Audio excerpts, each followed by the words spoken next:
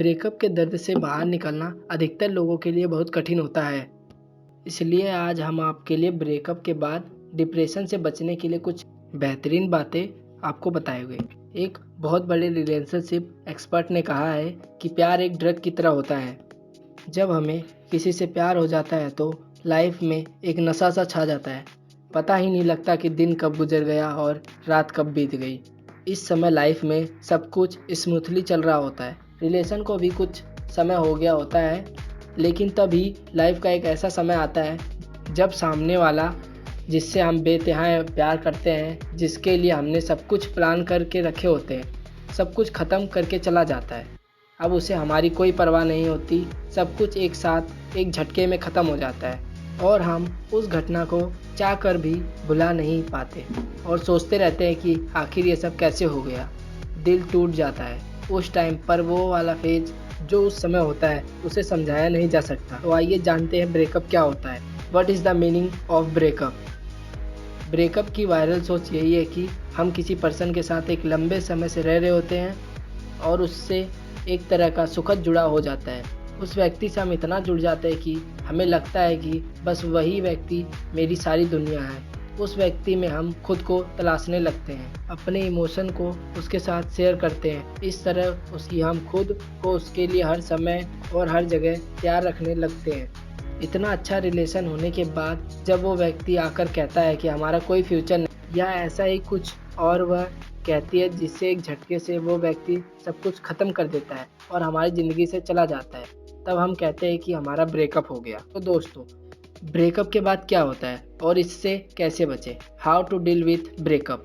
जीवन में कुछ चीज़ें ऐसी होती हैं जो बस हो गई हैं, उसे बदला नहीं जा सकता।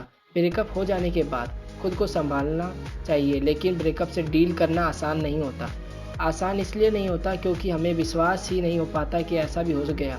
साथ ही मन में एक उम्मीद होती है कि शायद वो वापस आ जाए। लोग इन्हीं चीज़ों में अटके रहते हैं और उभरने की कोशिश ही नहीं करते। सबसे पहले जिसका ब्रेकअप हुआ होता है, उनमें बहुत सारे लोग ब्रेकअप से डील कैसे करें, how to deal with breakup topic पर वीडियो या आर्टिकल सर्च नहीं करते, बल्कि ये लोग चाहते हैं कि कैसे भी हो, जिससे बात हो रही थी उससे बात फिर से हो जाए। वो जो छोड़कर गया है वो फिर से वापस आ जाए। मन में भी कई तरह के सवाल चल रहे होते हैं, जैसे वो मेरे साथ ऐसा कर सकता है, वो ऐसा नहीं कर सकता है, आखिर मुझे गलती कहाँ हुई है, मेरे से कोई गलती हुई होगी, उससे बात कैसे करें। उसके बाद बातचीत का सारा चैट बार बार देखना, उसके द्वारा भेजे गए मैसेज को बार बार पढ़ना। इतनी अच्छी तरह से उससे बात हो रही थी, फिर ये कैसे हो सकता है। वो तो कहता था कि कभी साथ नहीं छोड़ेंगे, उसने साथ कैसे छोड़ दिया।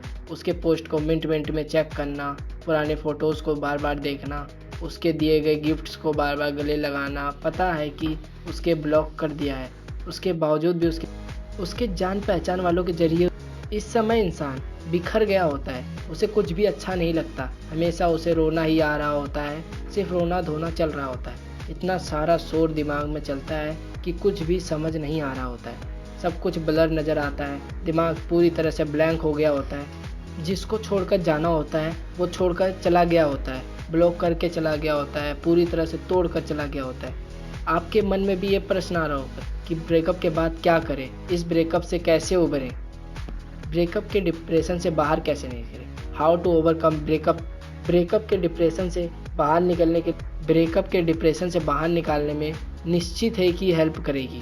ब्रेकअप के बाद रियलिटी को एक्सेप्ट करें।